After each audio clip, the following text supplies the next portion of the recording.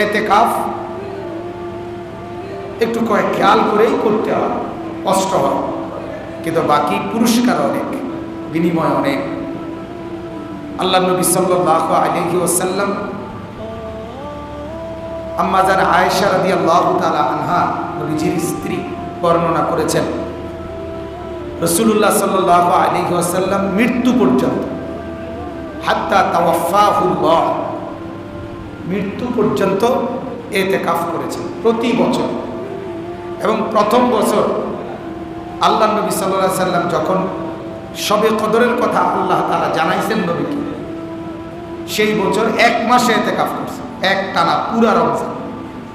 আর এরপর থেকে প্রত্যেক বছর মৃত্যু পর্যন্ত রমজানের শেষ 10 দিন এতেকাফ করতেন।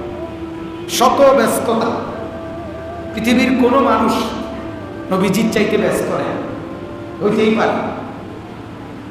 নবী সাল্লাল্লাহু আলাইহি ওয়াসাল্লাম যেই ব্যস্ততম জিন্দেগি কাটাইছেন, এর চাইতে বেশি ব্যস্ত পৃথিবীর কেউ হইতে পারে।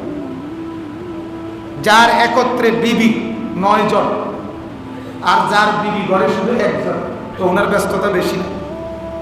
যার অনুসারী একই মুহূর্তে কমপক্ষে 1.5 লক্ষ প্রতিনিয়ত নবীজির জামানায়, ওনার কাছেই সবাই নিজেদের সমস্ত প্রয়োজন, পরামর্শ, ফতুয়া, সিদ্ধান্ত ওনার থেকেই জানতেন। তাহলে ওনার ব্যস্ততাটা কি পরিমাণ? প্রতিনিয়ত যিনি মাত্র 9 বছরে আল্লাহ নবী সাল্লাল্লাহু আলাইহি ওয়াসাল্লাম 57টি যুদ্ধ মদিনার জীবনে পরিচালনা করেছেন। তন্মধ্যে 27টা যুদ্ধে সশরীরে নিজে উপস্থিত থাকছেন। তাইলে 57টি যুদ্ধ যদি 9 বছরে পরিচালনা করে, 27টি যুদ্ধ যদি নিজেই সশরীরে উপস্থিত থাকে, তাহলে বছরে কয়টা পড়ে? তাহলে উনি কি পরিমাণ ব্যস্ত? 5 ওয়াক্ত নামাজ মসজিদে যিনি ইমামতি করে, উনি কি পরিমাণ ব্যস্ত? তাইলে সারা পৃথিবীর বিভিন্ন জায়গায় ইসলামের বাণী, দাওয়াত, কাফেলা যিনি পরিচালনা করে, তিনি কি পরিমাণ ব্যস্ত? সর্বক্ষণ জিবরিল ফেরেশতার কাছ থেকে, আল্লাহর পক্ষ থেকে কোরআনুল কারীম গ্রহণ করে, এটাও ওনার একটা ব্যস্ততা। তাহলে এত বিপুল পরিমাণ ব্যস্ততা, স্ত্রী, পরিবার, সংসার, সাহাবায়ে কেরাম, যুদ্ধ, জিহাদ, কোরআন গ্রহণ করা, এই সব কিছুর ভেতর দিয়েও তিনি কোনোদিন কি ছাড়েন নাই? এতেকাফ ছাড়েন নাই। রমজানের শেষ দশকে ছাড়েন। আপনি আমি সামান্য অজুহাতে ব্যস্ত, এক শব্দ, আর কোন কারণ ব্যস্ত। কি কাজে ব্যস্ত? দুনিয়াতে ব্যস্ত, সংসার নিয়ে ব্যস্ত। তা আখিরাতের সময় কখন হবে? আখিরাতের ওই অংশটা, এটা তো এমনি না যে করিলে ভালো, না করিলে ভালো, খারাপ, ভালো না, এমন না। ওইটা তো আপনারই অংশ। আমি তো প্রতিনিয়ত এটা বলি যে দুনিয়া নিজের যে বুঝছে এটা আমার, খবরও আমার, হাসরও আমার, মিজান ফুলসিরাতও আমার। এটা যদি কেউ বুঝে, সহজ। সংসার আমাকেই করতে হবে, সেজদা আমাকেই করতে হবে, পরিবার আমিই চালাইতে হবে, আমার আখিরাতের পুঁজি আমাকেই করতে হবে। এই কথাই সহজ কথা, একদম সহজ হিসাব। এই এক শব্দ কেউ যদি বুঝে, এটাও আমার, ওইটাও আমার, ফুতো আমার, জিও আমার, আমি ভালাই দিব কারে? ভালো কথা। দুজন কি আপনি রাখেন? তাহলে সংসার আপনার, আপনি ফালাই দিবেন কেন? যদি সংসার এটা আপনার হয়, মাটির উপরে এই ঘর যদি আপনার হয়, তাহলে মাটির নিচে ওই কবরের ঘর, এটাও তো আপনার। মানে দুটোটা ব্যালেন্স করে, দুইটাকে সাজান। দুইটার জন্য কখনোই আপনাকে পৃথক সময় দেওয়া হবে না, এখনই করতে হবে, এই হায়াতেই করতে হবে। সংসার এখনই বুঝাইতে হবে, আখিরাত এখনই বুঝাইতে হবে। নাকি আলাদা আলাদা সময় দিবে? বলে আলাদা সময় তো মিলবে না। আপনাকে আখিরাতের বানানোর জন্য আরেকবার সুযোগ কে দিবে? আরেকবার হায়াত তো দিবে না। অতএব এই কথাটা বাফ, বোঝা দরকার, উভয়টাই আমার। কুরআনুল কারীমে আল্লাহ তাআলা বলছেন, ওয়াবতাগি ফীমা আতাকাল্লাহু দারাল আখিরাহ ওয়ালা তানসা নসীবাকা মিনাদ দুনিয়া। আল্লাহ তাআলা বলেন, বান্দা আমি তোমাকে যে মাল দিয়েছি, সম্পদ দিয়েছি, জিন্দেগিতে দুনিয়াতে আমি যা দিয়েছি তোমাকে, এর দ্বারা প্রথমত তুমি আখিরাতে জান্নাতে একটা ঘর তালাশ করো, আখিরাতের বুঝ করো। সাথে সাথে আল্লাহ বলছে, সাথে সাথে ওয়ালা তানসা নসীবাকা মিনাদ দুনিয়া, তোমার যে দুনিয়ায় প্রয়োজন আছে এটা ভুলে যেও না। অতএব রমজানের শেষ দশক, আজকে সন্ধ্যা থেকে 21তম রজনী শুরু হবে। এখান থেকেই বিগত 20 দিনের চাইতেও বেশি রমজানের মেহনত করবে, বলেন ইনশাআল্লাহ। রাসূলুল্লাহ সাল্লাল্লাহু আলাইহি ওয়াসাল্লামের হাদিস, আম্মা জানা আয়েশা রাদিয়াল্লাহু তাআলা আনহা বর্ণনা করেছেন, কানা রাসূলুল্লাহ সাল্লাল্লাহু আলাইহি ওয়াসাল্লাম ইয়াজতাহিদু ফিল আশরিল আওয়াখির মিন রমাদান মা লা ইয়াজতাহিদু ফি গায়রি। আল্লাহর নবী সাল্লাল্লাহু আলাইহি ওয়াসাল্লাম, আম্মা জান আয়েশা বলেন, রমজানের শেষ 10 দিন ইবাদত আর আমলের ক্ষেত্রে এই পরিমাণ মেহনত করতেন, ইয়াজতাহিদু কষ্ট করতেন, যা বছরে আর কোনোদিন, এমনকি রমজানের পিছনের দিনগুলোতেও করেন নাই, তার চাইতে বেশি মেহনত এই 10 দিনে করতেন। এটা হাদিস, বুখারী মুসলিমের হাদিস। 2 নম্বর হাদিস হলো, নবীজি সাল্লাল্লাহু আলাইহি ওয়াসাল্লাম রমজানের শেষ 10 দিন কিভাবে কাটাইতেন। হযরত আয়েশা রাদিয়াল্লাহু তাআলা আনহা 3টা শব্দে সেটা বর্ণনা করছেন হাদিসের মধ্যে। তিনি বলেন, ইযা দাখালাল আশরু মিন রমাদান, যখনই রমজান মাসের শেষ 10 দিন আসতো নবীজি কি করতেন।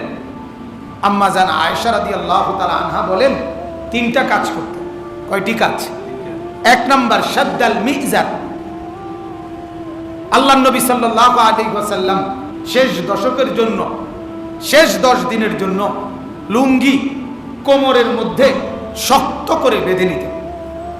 এটা একটা, এই কথার 2 অর্থ। প্রথম অর্থ হলো শক্তি সঞ্চয়ের জন্য কোমরের মধ্যে ভালো করে বাঁধ দিতেন। স্বাভাবিকভাবে এটা আমরা দুনিয়াতেও দেখি, কোমরের মধ্যে কেউ গামছার, রুমাল এগুলো পেঁচাইয়া আপনার ভারী কাজ করে। শক্তি মানে ভারী ওজনের কাজ করতে গেলে কোমরের মধ্যে কিছু বাঁধ দিয়ে নিলে কি পাওয়া যায়? শক্তি পাওয়া যায়, শক্তি পাওয়া। ওই যে মার্শাল আর্ট যারা শিখে, ফাইটিং, কারাতে, তাদের মেন এ হলো এই কোমর।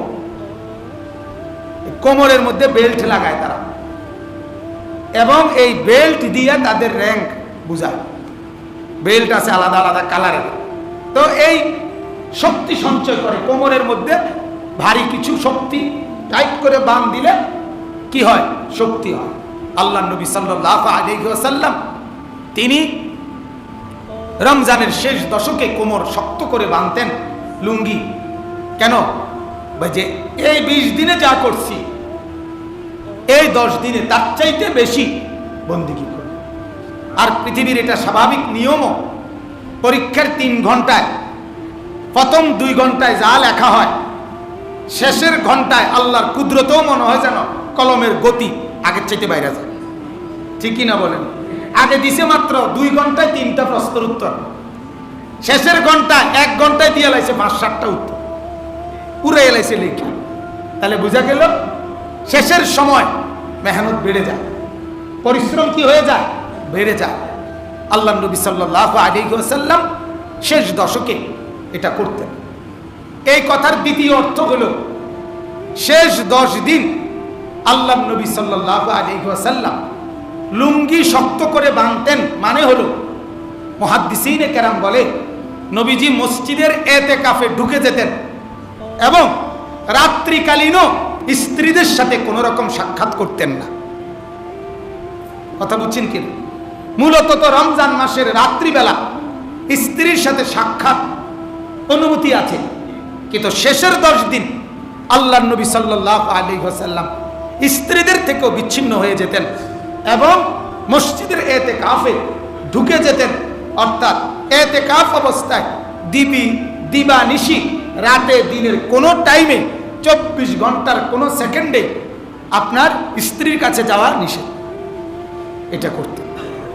তাহলে 1 নাম্বার হলো রমজানের শেষ দশকে আল্লাহর নবী সাল্লাল্লাহু আলাইহি সাল্লাম কোমর শক্ত করে বাঁধতেন বেশি বন্দেগীর জন্য।